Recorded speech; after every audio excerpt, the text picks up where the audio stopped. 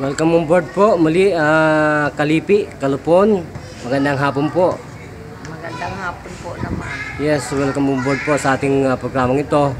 Nasa Kanduang Bayan, Lingkod Bayan po tayo, medical missionary po ng ating host, Tony Falcon. Na kayo po ay kinagagalak namin na makadaupalad muli.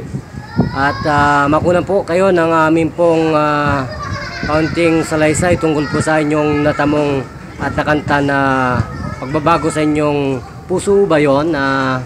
Parang nasintensyahan po na kayo ay malapit ng kunin ni Lord, gano'n? Binigyan ako ng taning na isang buwan.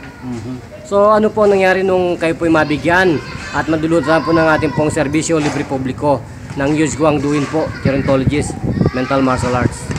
Ay, gumaling na ako. Nakaginawa po ako. Pero sabi ng doktor, tuwing magpapacheck up ako, nandito pa rin ang sakit ko sa puso. Mag-iingat daw po ako kasi mahirap na ang atake. Hindi na ako inatake. Umpisa noon na dinala ako doon. So, lumakas na po ako. Natakot po pala kayo sa siningot ninyo at lumalabas ang mga plemang malalagkit. So, sumusuka ho ako. Yun po kasi ang pamamaraan para po maitapon ninyo ang dahilan po ng pagkakasakit ninyo sa puso. Yan po yung malalagkit na kapag hindi po ninyo naitapon, yan po ang bumabara sa lahat po ng ating pong internal organ. Yung pong laway na yun, sa saliva na yun. Yun po ang nangyayari sa amin pong mga pasyente na kapag po may mga problema sa puso, hypertension at saka dito po sa asthma, isinusuka ng ating pong mga kalipi ang kanilang laway na malalagkit na yan. So gaano po kayo nasaya doon sa ating ipinapahid ninyong lana o oil? Halimbawa kung masakit ang ulo mo, natatanggal. Kung masakit kung may ubo ka ng ubo, naaalis ang ubo, tumitigil. Pero pag bumabalik naman. Pero nagpapangkalma po sa So ganun lamang po yun. At marami pong katutuo na tulad ninyo na wala pa po 3 minuto.